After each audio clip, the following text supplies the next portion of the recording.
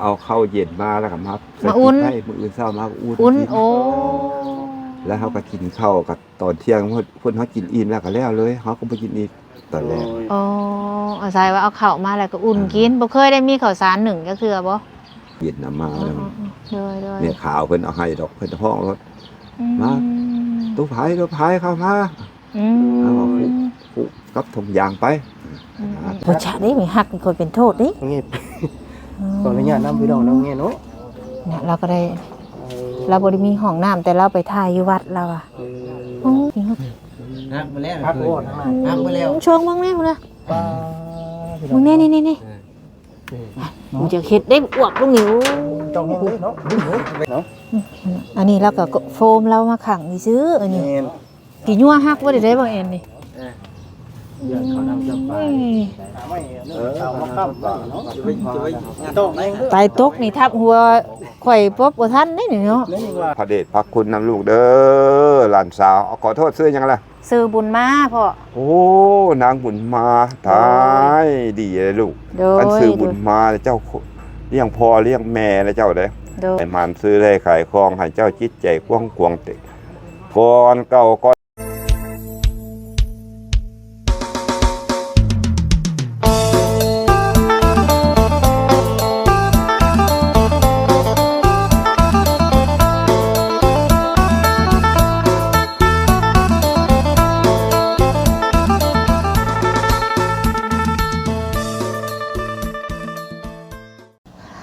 สบายดีพี่น้อง FC เบิดสุขุสุคนเอาไว้ FC ทั้งฝั่งลาวฝั่งไทยและต่างประเทศยินดีต้อนรับเข้าสู่ช่องสาวบุญมาบ้านเฮาคือเก่าพี่น้องเอ้ยมื้อนี้สาวบุญมาอีกเคสนึงเนาะทางว่าแอนพี่น้องเอ้ยเพิ่นชวนมามื้อนี้ว่าลูกเลี้ยงว่าซั่นเนาะพี่น้องเอ้ยก็เลยพากันมาเบิ่งก่อนว่าเป็นจังไดพี่น้องเอ้ยเดี๋ยวสิถามทางว่าแอนว่าความเป็นอยู่หรือว่าความเป็นมาของประตูนี่เพิ่นสบุญก็บ่เคยมาเนาะบ่แอนแล้วว่าเราเคยมาหั่นน่ะสิเข้าไปถามทางบ่แอนเลยสวัสดีโดยมายังบ่แอนจะพามาไสบาทนี่มาหาประตูคนนึงประตูยังน่ะประตูคำพายประตูคำพายโดยโอ้อาศัยอยู่ผู้เดียวหรือว่าอยู่กับลูกเลี้ยงอะไรว่าโอ้ความเป็นอยู่เพิ่นนะอยู่กับลูกเลี้ยงเมียเราได้ซะเมียเราป้ากันแล้วโอ้ป้ากันนี่ก็คือประตูเรานี่เป็นคนเวียงจันทน์โอ้แต่เมื่อไรเมียอยู่นี้เมื่อไรเมียอยู่นี่แหละหลังจากที่นี่นะเราเคยเล่าสู่ฟังว่าเราเป็นงานเป็นปีนะโทรกลับมาบ้านเลยว่าเมียท้องนะโอ้หลังจากนั้นก็เบ้าตกลงกันอย่าห่างกันนะแต่ทางเมียก็ยกลูกให้เราเลี้ยงโอ้อย่าห่างกันก็แต่เมียยังท้องอยู่แบบนี้บ่ได้ลูกแล้วมันได้ลูกแล้วอย่าห่างกันเราแบบว่าเราข้ามคำแล้วนะแล้วก็เราพากันอย่าห่างทั้งที่บ่แม่นลูกเราหักป้าให้เราโอ้เราให้เจ้าฟังบ่โอ้ตอนนี้เราอยู่กับลูกหน้าว่าซั่นซะกับลูกหน้าก็ซ้ำลูกเราเนี่ยเราเลี้ยงมาแต่น้อยเนาะโอ้ก็คือประตูเรานี่จะพอเขาวัดกินโอ้เขาวัดกินข้าวแต่ว่าอันนี้น่ะเป็นที่เราเองบ่ตัวนี้เป็นที่แล้วชื่อแต่ก่อนชื่อแต่กับเมียพุ่นแหละแต่ข้าวกับอยู่กับเมียบัดนี้ป้ากับเมียแล้วก็เลยอยู่รอดน้ำข้าววัดว่าซั่นซะอยู่น้ำข้าววัดเราจะเอาข้าววัดกินโอ้เพราะว่าก็มีคนแนะนำมาเลยคนแนะนำจะมาแต่ก่อนนะสิ่งที่เพิ่นอยากได้ยังเพิ่นก็บ่ได้อยากได้ยังหลายอยากได้แค่ห้องน้ำเพิ่นว่านะโอ้เราบ่มีห้องน้ำมีห้องน้ำยังบางค่ำขึ้นไปเข้าเฮือนหมู่เราอ่ะไปขอเข้าน้ำโมกะเนาะ 10:00 น 9:00 น 10:00 นยังไปขอห้องน้ำหมู่นะแล้วก็สิหาระบายแถวนี้แหละขุดคุมขุดหยังเอาบัดเวลามันจำเป็นกลางค่ำกลางคืนเนาะโดยก็บ่อยากได้ยังหลายเพิ่นว่าอยากได้แต่ห้องน้ำโอ้อันนี้ก็ขึ้นอยู่กับบุญวาสนาของเราเนาะเฮา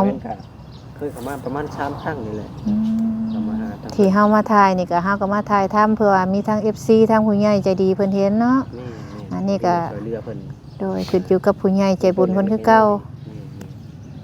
เฮามาถ่ายกันนี่แหละถ่ายทั้งผู้ใหญ่เพิ่นเบิ่งนั่นแหละโดยถ้าว่าเรามีบุญวาสนาก็เพิ่นช่วยเราเนาะนี่มันก็ขึ้นกับเพิ่นโดยผู้ใหญ่เพิ่นเบิ่งว่า มักบ่เนาะหรือว่า แม่น สงสาร แม่น เอาง่ายๆซะ โดย บุญวาสนาของคนเฮามันต่างกัน มันบ่คือกันได้เนาะโอ้ บางคนก็ยกตัวอย่างว่าเขาไปถ่ายว่ำๆก็บ่ได้หยังก็มีเนาะ โดย บางคนบอกว่าไปถ่ายคลิปแรกก็ ได้เลย ก็มี บุญของเพิ่นเนาะโด อั ย นนี้ก็จะคือกันนั่นแหละ โดย เดี๋ยวเรื่องราวเป็นจังได๋ก็ ถามเราอีกเนาะ บุญถามเพิ่นขึ้นเรื่องเล็กๆน้อยๆให้ โด เพิ่น ย เล่าสู่ฟังนั่นแหละ โดย เดี๋ยวบ่เห็นเพิ่นเคยเล่าสู่ฟังแล้ว โอ้ บ่ได้ฟังเพิ่นเล่าแล้วก็โอ้ ก็เป็นตาลิตนอยู่ว่าติ นี่ บ่ได้มีให้มีหน้าเนาะ บ่ อ๋อ ในคอเขาว่าจริง โอ้โดย ไป ทางวาซาลีสบายดีเด้อโดยไปซะเข้าไปหาทางผู้ตู้เพิ่นได้วาซาลีเอ้ยบัดนี้เนาะ เข้าทั้งนั้นบ่โอ้ประตู เจ้าเข้าทางลัดบ่กินนี่ เข้าทั้งหลัง โอ้โดยป้าพี่น้องเดี๋ยวเข้าไปทางประตูก่อนสบุญกลับมาเป็นครั้งแรกเนาะมานำบ่แอนเพิ่นวาซาลีวาแซนโดยป้าซะบัดนี้พี่น้องเอ้ยเข้าไปหาประตูแล้วกัน พาให้แล้วพาเลาะบริเวณ โดย หัวเหี้ย ป้าพี่น้องไอ้พวกต้นมะกรูดแล้วบ่อยากเมื่อเฮ็ดใช้ต้มปูต้มปลาบ่ว่าแซนอันน่ะวาซาลีอันนี้พุ่นน่ะไป่ะเดี๋ยวเข้าหาทางประตูเพิ่นก่อนนี่มีหมักหยังได้พี่น้องเอ้ยไปตามความเป็นอยู่ของเราก่อนใส่เด้เนาะอยู่เฮือนอยู่ซ่านอยู่บ่คือมืดแท้ประตูนี่มีเสาฟืนเสาไฟพี่น้องโอ้โตใส่มีคนอยู่บ่นี่ สบายดี โดยโอ้เราอยู่ในผู้ใดว่าจะดีเอ้ยโอ้ใส่เอาโต๊ะเราคือเหลืองงามแท้ สบายดี สบายดีประตูโอ้ยสบายดี ดู โอ้เรามีตู้ เรียกอย่างน้อ โอ้มาเล่นน้ำประตูนี่แหละเป็นจังไดอยู่ดีมีแห้งอยู่บ่ เจ้า โดยมาถามความเป็นอยู่ กินอยู่น้ำวัด โอ้อยู่กินน้ำวัด เข้าไปกินน้ำวัดนั่นแหละ โอ้ ของในวัดมาเนี่ย ของในวัดเป็นบ่อนี่ โอ้ อาหารแล้วก็ยามเช้ากับแกะ9 โมงเข้าไป โอ้เขาไป เป็น กิน สันเพลแล้วกันแม่นเท่ากัน โอ้ได้กินได้อยู่น้ำวัด ต้องเอาอาหารกันมาอุ่นไว้ กินยามมื้อเช้า โดย กินข้าวคือกัน โดย โอ้ น้อยทำบ่มีพี่มีน้องได้มันแบบ โอ้อะขออนุญาตถามทั้งประตูเพิ่นนี่ พิน โดยเพิ่งประตูนี่ชื่อว่าจังใด อยู่ได้32 ปีเลย โอ้32 ปีมาอยู่พี่ แม่นแหละ โอ้ ลงมาที่ที่ก็มีครอบมีครัวแล้วมันก็ตกทุกข์ได้ยากก็มีไผมีมัน อ๋อปัจจุบันนี่จักปีแล้วอายุเจ้าอายุประตู ปัจจุบันนี่บ่ อายุประตูนี่จักปี 83แล้วนี่ 83ปี 83บ่คือ70 42เกิด เอออยู่กับไผซะซุมื้อนี่ ฮะ อยู่กับไผซะเจ้านะ อยู่กับลูกกับหลานไปซั่นแหละหลานก็มันก็บ่เต็มแน่มันก็ไปทำหมู่เนาะไปทำพวกยาพวกเจือไปซั่นแหละ มันก็ไปนอนบ้านชั้นขาน้ำหมูน้ำคูมาแล้ว โอ้เลิกกันกับเมียบ่เจ้านะ แม่นั่นแหละ โอ้ ลูก ที่ กับลูกทั้งเมีย โอ้เลยก็อยู่น้ำกันนี้นอนนี้ ก็เพิ่นรักเพื่อนเมื่อมันก็มาลูกชายน่ะรักเพื่อนมันก็บ่มา โอ้แต่ มันก็ลิ้นน้ำหมูน้ำคูน้ำโนนน้ำไห้น้ำนาน้ำเขาแล้วหมูมัน โอ้เจ้าน่ะอยู่ผู้เดียวบัด แม่นเลย ข้าวน่ะอาศัยกินข้าววัดเพิ่นหนึ่งอยู่วัดเลยไปเอา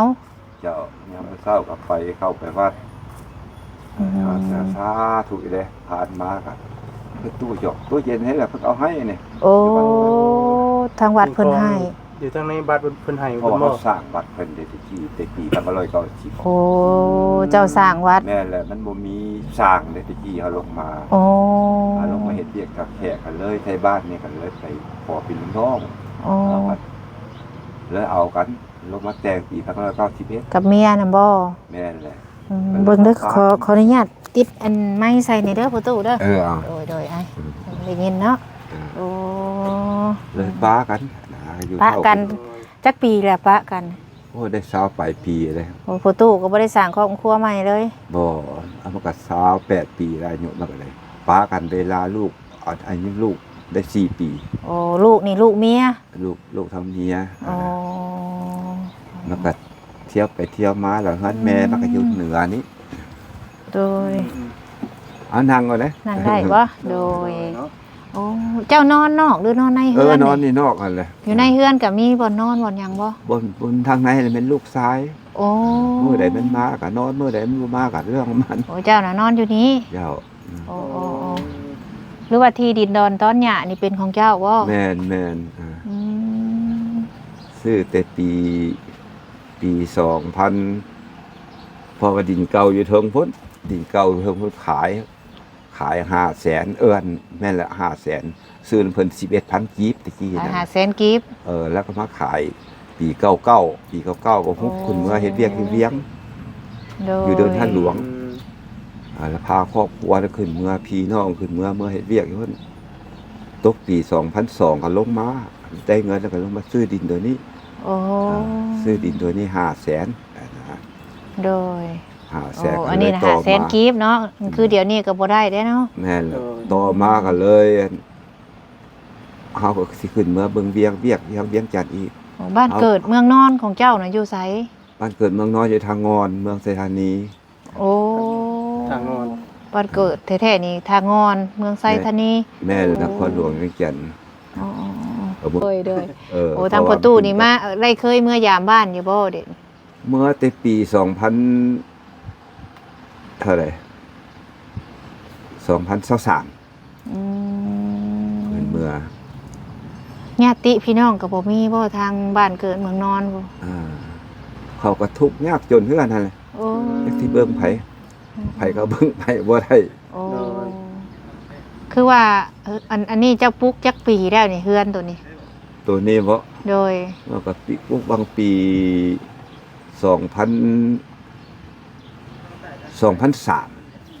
อ๋อปลูกปี แม่ 2003 นเลยขอไม่เก่าเขาเงินเก่าเขา ปี นา 2003ก็ถือว่า22ปีได้เด้เนาะ แม่น หลังนี่ แม่น โอ้ หมายเขาว่าปี2003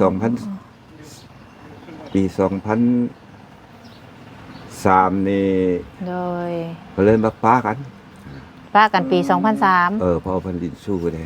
ผู้บ่าวกันยังได้ข้างแล้วนี่ อ๋อสมือนี่เพิ่นก็ยังมีชีวิตอยู่บ่ ตะกี้บ่มีหัวได้ไฟฟ้าก็บ่มีแต่นะ บ่คืออัน เอาขึ้นเมื่อเวียงจันทน์ครับฝันว่าไฟผูกแขนเฮาขาดแล้วลมก็พอโอ้ยพอเอาติดลงเมื่อก่อนเด้อว่าไฟผูกแขนเฮาขาดสมัยราคารถมีแต่50,000กีบเด้ โดย ลงมาก็เลยลูกชายแล่นฮับอันนะ อืม แล่นฮับแม่โตไปใช้ไปตำข้าวเมาว่า อืม มันก็เลยเว้าให้ฟังว่าเขามางัดฝาทุกหัวเงินนี้ อืม ฝาไม่เหี้ยเด้ โดยเพิ่นยังมีชีวิตอยู่บ่ซุมื้อนี้ก็ได้ เขาก็เลยตื่นเขาก็เลยว่า เราบ่ได้ยิน มันไปตำข้าวเมามาแล้วก็พอดี8 โมงกลางคืนเนาะ พอเฮาลงรถ6 โมงแรงเนี่ยแม่โตไปใส่ไปตำข้าวเมาอยู่พุ่นใต้ตะเกียงมาเฮาก็ใต้ตะเกียงท้า อืม สมัยนั้นมันยังบ่เซลเทื่อเงินน่ะ แล้วก็พอตำปานนี้นะ อันทางแม่เพิ่นนี่ได้ยังมีชีวิตอยู่บ่ซุมื้อนี่ ยังแล้วมันก็เอาผัวได้2-3ผัวเด้ โอ้ย่า ปัจจุ เพิ่ บัน น นี้เนาะ แม่น อันนั้นก็คือว่าเรื่องในอดีตของประตูเนาะ นั้นแม่มันก็อยู่เหนือนี่ โดย หลักที่ เจ้าก็บ่ได้สร้างครอบครัวใหม่เลยเนาะ 3โอ้ยยังสร้างได้เฮาเลี้ยงตัวเองยังบ่รอดแล้ว ทุกมื้อนี่ก็อาศัยกินข้าววัด เสียงในน้ำประตูชื่อว่าจะได้เนาะ คั เจ้าน ผาย คำผาย คำพาย เจ้า โอ้ อายุ ประตูคำพาย 83หรือ73อายุ 83 83 ปี เลยเพิ่น ท่านก็เลย42 โอ้ บวกลบบ้าง ทุกสิ่งทุกอย่างในเฮือนนี่เป็นของมาจากวัดเบ่เลยเนาะ แม่นมันน่ะ อาศัยกินของวัด ขอ ว่า โท ซั่ ษ น นะ ซะ เกือบขาดแม่นนี่ โอ้เกิบไส้นี่ก็แม่นเพิ่นให้ แม่นเพิ่น อย่างอยู่นี่ คนมาสังฆทานสังฆทานญาทานเอาให้ โอ้ ลำเทือกับเงินที่ว่าคนตายเอาบ่มีโอ้ญาทานเขาเอาขอเลยอ่า เพิ่นก็ให้ ให้ค่าประกันภัย 30,000 อ๋อ เทือกับค่าไฟฟ้าบ่มีก็เทือ 7-8,000 กีบก็ขอเพิ่น ไฟฟ้านี่ เอาประสาท เป็นไฟฟ้าเจ้าเองบ่ผู้ตุ แม่นล่ะไฟฟ้าเข้าแต่ แต่ข้าวสมัยตะกี้ แม่น โอ้ อย่าว่าเฮาสาธุอีแต่บ่น้ำหลับบัดน้ำลาบ่ตายก็ย้อนเพิ่น บ่ตายย้อนวัดบ่ตายย้อนเข้าวัดอาหารวัด แล้วก็เฮ็ดเวียกน้ำวัดนั่น อ๋อ น่ะของหอก บุญตัวนั้นก็เลยกลับมาค้ำเจ้าเนาะที่เจ้าได้สร้างกับวัดว่าอาราม แม่น บุญที่เจ้าเคยสร้างเลย คือ แม่นความเพิ่นว่าเนาะ บ่เคยเจ็บเคยโซบ่เคยซักยาซักโรคซักลม มาซักยาโรคโควิด30เท่านั้น โอ้ 32 ปีแล้วมาอยู่บ้านนี่ โดยปี 90 อ๋อลูกเราจื้อคักเนาะ โดย จื้อคักเนาะเจ้าประตูเนาะ แม่น อ๋อ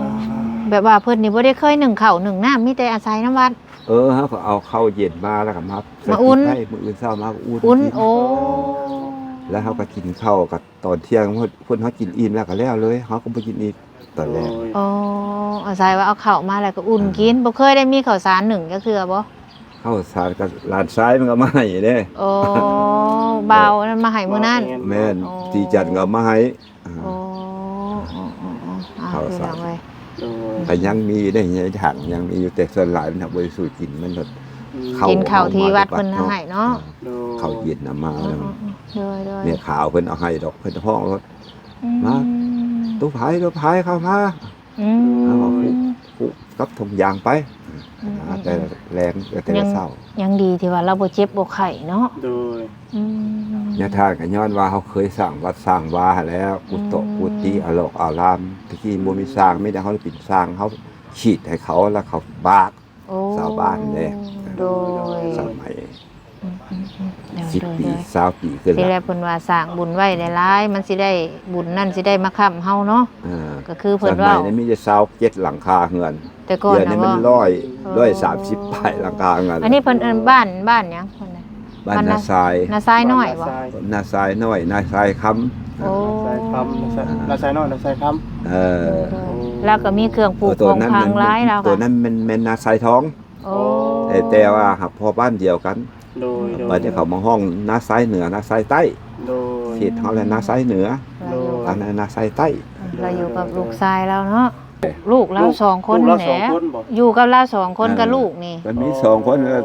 ลูกเราไปติดหมู มาได้ล่ะ ลูกน่ะติดหมูติด มัน เว้าง่าย บางมื้อก็มาบ่มาสิเนาะ เดี๋ยวแล้วก็3 4 5มื้อจะเห็นหน้า ๆมันก็บ่ได้มาให้มาหยังพ่อบ่ บ่ได้ก็บ่ได้ลำไร แต่หากไปทางที่บ่ดี เนาะ เนาะ โดย เพราะว่าเขาก็บ่มีคนจุกี้ อ๋อ เขาก็เป็นถือว่าเขาถือเป็นศีลธรรมนะ อ๋อ เพราะว่าแบบบ่เกิดมันก็ต้องเกิดเนาะ โดย พอมันเกิดแล้วเขาก็ปล่อยไปเลย โดยก็แล้วแต่เขาสิเลือกทางย่างของเขา แม่นเขาเลี้ยงแต่เข้าเขาป่าเด้ได้แต่เลี้ยงจิตใจเลี้ยงบ่ได้เลย โอ้ เพราะว่ามันอันใดบ่เกิดมันก็ต้องเกิด โดย ฮอดยามมันหล่นมันก็ต้องหล่น ทำใจเนาะตู้เนาะ เขาก็ถือธรรมะเด้ โอ้ ท่านดอกเรื่องมันหั่นน่ะ โดยจังใดก็สู้ๆเลยเนาะตู้เนาะมาฮอดจุดนี้แล้วเราก็ได้เพิ่นไป4-5มื้อเพิ่นมาเทื่อนึงอายุจักปีลูกชายน่ะ 28ปีแล้ว เราก็20ปลายเด้เนาะ พันก็196 โอ้ยังบ่ได้มีครอบครัว จักไผสิเอามันเด้เพราะว่ามันเป็นแนวนั้นเด้ แนวบ่ไปแนวบ่ถือบ่ต้องเนาะ แม่น โดย ผู้ใดก็อยากเอามันไปเฮ็ดเวียกเมืองทองเมืองไทยได้หลายคนอยู่เด้แต่มันคนเป็นแนวนี้ ก็ง่ายๆก็ติด ไปบ่ได้ สิ่งที่บ่ดีว่าซั่นซะยาเสพติดเนาะ แม่น เว้านั่นขออนุญาตพี่น้องไอ้พวกยาเสพติดนี่แหละ มันเฮ็ดให้คนเสียคน แต่น้องมันก็ที่ว่าแม่ไปเอาผัวใหม่ก็ได้2คนได้ลูกอะไรอยู่เมืองไทยหมด แต่เขาบ่ไปเนาะ อยากเอาอ้ายไปอยู่แต่หาอ้ายเป็นแนวนี้ไปบ่ได้ โอ้ กันนะ นะ ปล่อยไปธรรมชาติเลย โดย เขาก็อยู่แบบนี้แหละเขาก็ได้ที่ไปคิดไปเครื่องนั้นเครื่องนี้บ่เขาก็บ่ได้คิดอย่างใด ถือว่าแนว เพ กิน ราะว่ากรรมเฮาแล้วเนาะ โอ้ กรรมเฮาซ้ำเนี่ยก็ต้องอยู่ซ้ำนี่จักเมื่อใดล่ะสิหล่นเฮาก็บ่ฮู้นำหั่นนะ บุญกับกรรมมันมานำกันเนาะ บ่คิดทะเยอะทะยาน ในครอบครัวของเจ้านี่มีหยังแน่พ่อตู้แบบว่า ที่เจ้า เว้าแฮงก็ได้บ่อยากฮู้ยิน โอ้พ่อตู้นั่นหูนักบ่โอ้เจ้าก็มี บ่ได้ยินเนาะ เจ้าก็มีห้องน้ำห้องหยังใส่ บ่มีเลยอู้วันนี้แฮงอันตรายอันนี้ โอ้ไปใส่น้ำห ก็ มู มีแต่อ บ่ ดเอาได้เพิ่นได้ไปเข้าไปวัดเขาได้ โอ้ไปเข้าอยู่วัด ยังว่าซ้ำได้เต็มนะเฮาบ่กินเด้ โอ้ เอาย่านเด้ย่านท้อง โอ้แบบว่าบ่มีห้องน้ำใส่ซั่นซะ อันละก็เขาได้ไปกินตะแซงอะนะ โอ้อาศัยห้องน้ำก็อาศัยอยู่วัด เจ้า โอ้ ยามมื้อเช้าแล้วมีแต่คนละวัดเพิ่นแหละเพราะว่าวัดก็แม่นห้องน้ำ6 7ห้องก็แม่นเฮาหมดได้เฮ็ด โดย กับจั่ว อันเดียวทางเฮาสิ ขออนุญาตเลาะรอบๆเบิ่งเพื่อนเจ้าจักหน่อยเด้อตู่เด้อ ขออนุญาตเด้อประตู เจ้า เดี๋ยวสิเลาะเบิ่ง เอา เพื่ เล อย น ได้ เจ้าก่อน เอาเลยลูกหลานเลย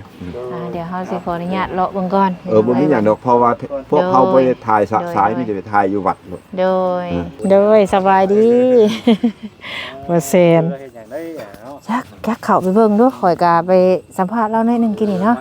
ขอบใจหลาย โดยเดี๋ยวสิเลาะเบิ่งเพื่อนเราก่อนว่าแอนเด้ย เข้าไปถามเบิ่งที่ไปที่มาเพิ่นก่อน ไปที่มาของเพิ่น คืออยู่ใด ฮะ เบิ่งหน้าคืออยู่ เลาะเบิ่งก็ได้อซั่นเด้อ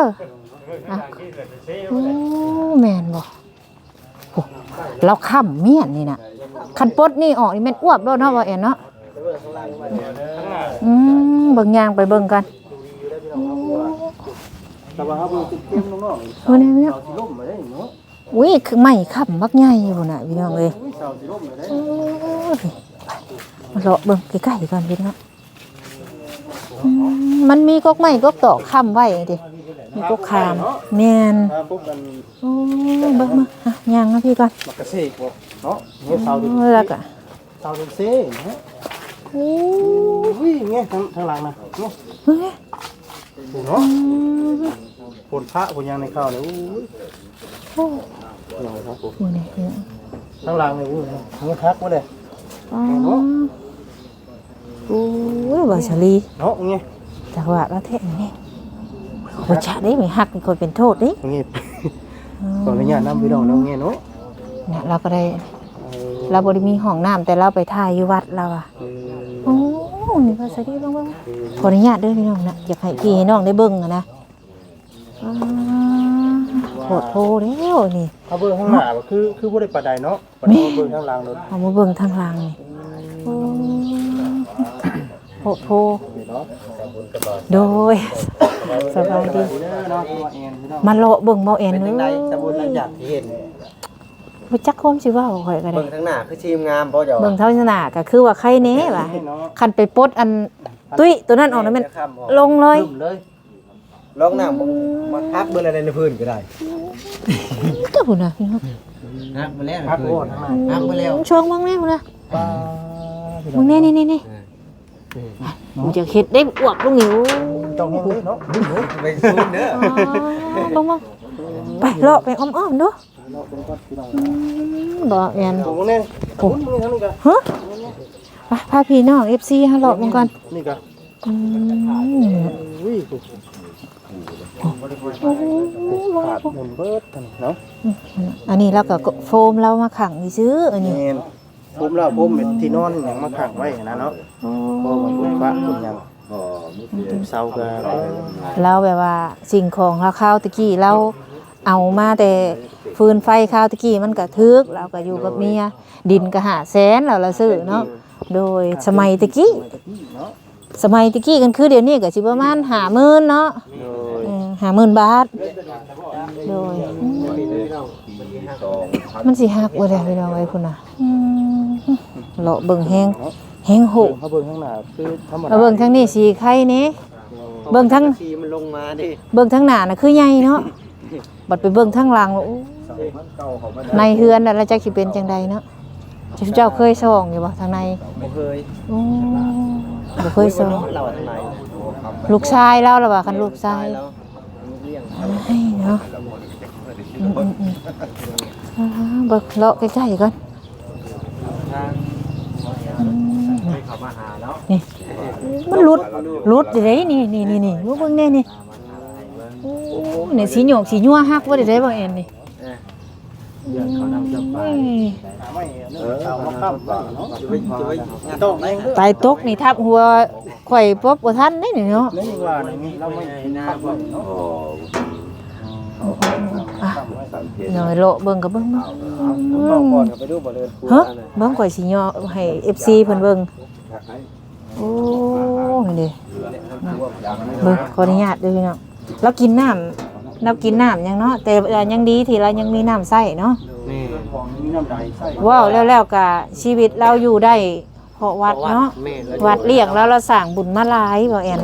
ฟังเราเว้านี่ เคยเห็นวัดเห็นว่า แม่นสร้างบุญมาหลายและบุญที่ว่าเราสร้างได้กลับมาตอบสนองเราบาดนี้โดยอ่ะตอนนี้ จะล่มมื้อใดแบบ โดย จักสิล่มมือใด มันก็บ่แพงแล้วอ่ะเสามัน สมัยตะกี้มันคือเดี๋ยวนี้แล้วก็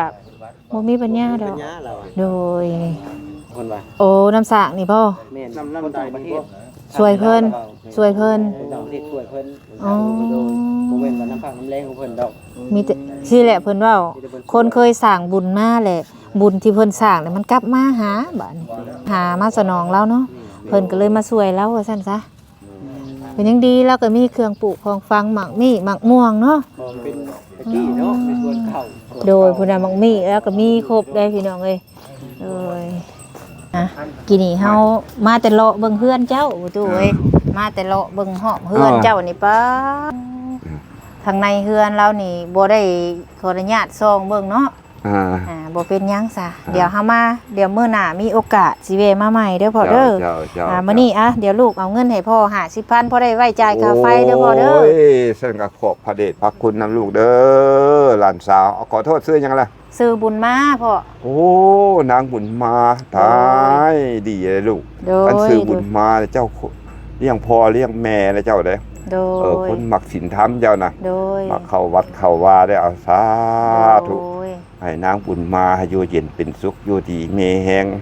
ให้ค้ำให้คูณซื้อได้ขายมันซื้อได้ขายคลองให้เจ้าจิตใจกว้างกวางเตะก่อนเก่าก่อนหลังเด้อปี2025เจ้ามีแต่โชคแต่ไสให้เจ้ามั่นเจ้ายืนเหมือนครอบเหมือนครัวเหมือนสารได้สร้างครอบครัวแล้วก็ให้อยู่เย็นเป็นสุขคันเป็นนักธุรกิจก็ให้เจริญหุ่งเฮืองเมื่อหน้าให้ร่ำให้รวยกว่าเก่าให้เจ้ามั่นเจ้ายืนให้เจ้ากว้างเจ้าขวางขออย่าไปพบอันพานอย่าหาพานอันให้ให้เจ้ามีแต่สุขแต่ใสแต่ในเมื่อหนาวใสยตุภาวังสยามังคาลังอายุวันโนสุขังพาลังมันยืนลูกสาธุ เด้อพ่อเด้อ มาพอที่ผูกแขนให้ลูก โดยอ่ะ บ่เป็นหยังพ่อเด้อบ่เป็นหยังเด้อพ่อเด้อเดี๋ยวลูกไว้มื้อหน้ามีโอกาส โอ้ ลูกสิแวะมาใหม่เด้อ เจ้า มื้อนี้แวะมาเยี่ยมยามให้ เจ้า ทั้งพ่อก็ให้อยู่ดีมีแฮง เออ ดูแลสุขภาพไปเด้อพ่อเด้อ สาธุ มีโอกาสลูกสิแวะมาเล่นน้ำใหม่เด้อ เจ้า ให้พ่ออายุมั่นขวัญยืน สา อยู่ดี ธุ มีแฮงเด้อพ่อเด้อ อ่า ลูกกลับก่อนบัดนี้เด้อ เจ้าอันใดที่ว่าลูกเว้ามากให้ลูกตอบแทนบุญคุณลูกคือต่อเด้อลูกเด้อให้ลูกอยู่เย็นเป็นสุขอยู่ดีมีแฮงกันเด้อลูกสาธุ สาธุเฮากลับเด้อพ่อเด้อบัดนี้เด้อ เจ้า โอ้ยสบายดีเด้อพ่อเด้อ เจ้า โดยอ่ะเดี๋ยวเฮากลับก่อนบัดนี้เดี๋ยว เจ้า มื้อหน้ามีโอกาสลูกสิแวะมาใหม่ ปลอดภัย โดยพ่อ เงินฮอดซาน โดยพี่น้องแวะมาเยี่ยมประตูคำพายเนาะโดยพี่น้องเอ้ยจังใดกะไว้มีโอกาสเนาะสบุญกันเลยมาเยี่ยมยามเราครั้งเล็กพี่น้องเอ้ยเดี๋ยวจังพ่อกันในมื้อหน้าเนาะถ้าว่ามีโอกาสไปแล้วพี่น้องเอ้ยสำบายดี